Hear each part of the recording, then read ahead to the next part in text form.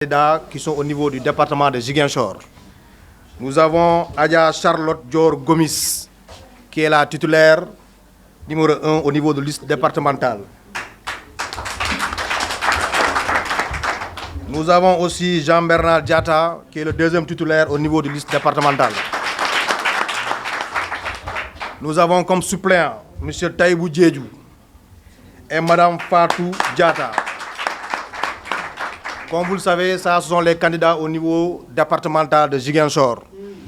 Entre-temps aussi, nous avons des candidats au niveau de la liste nationale.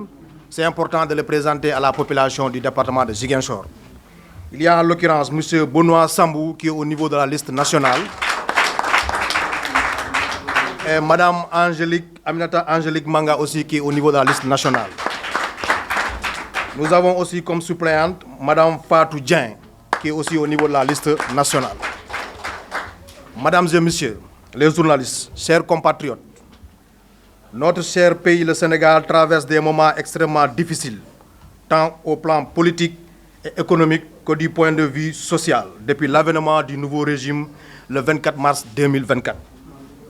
Au plan politique, la démocratie sénégalaise est une référence en Afrique et dans le monde, acquise de haute lutte par des générations qui ont parfois versé de leur sang et aujourd'hui piétinée, bafouée par des dirigeants du nouveau régime. Les lois et règlements sont foulés aux pieds. Les libertés élémentaires réduites à de pire, le respect de notre charte fondamentale est le cadet de leurs soucis. Cela se traduit par des arrestations injustes et insensées. En l'occurrence, M. Bougane Gueye Dany, Amendoy, commissaire Ketra, etc. j'en passe. La justice et la force publique sont mises au pas pour traquer et brutaliser les acteurs politiques de l'opposition.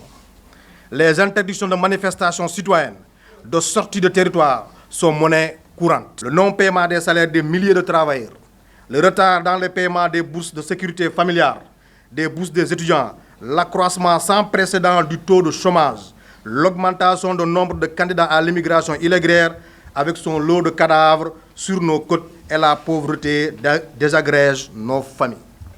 Aujourd'hui, plus que jamais, la grande coalition Taku Wallu Sénégal, fidèle à ses principes républicains et démocratiques, appelle à une élection libre, transparente et apaisée. Nous irons à la rencontre des populations jusque dans leur lieu de travail, dans leur quartier, dans leur village et même dans les coins les plus reculés sur l'étendue du département de Ziguinchor. Ziguinchor, notre fierté.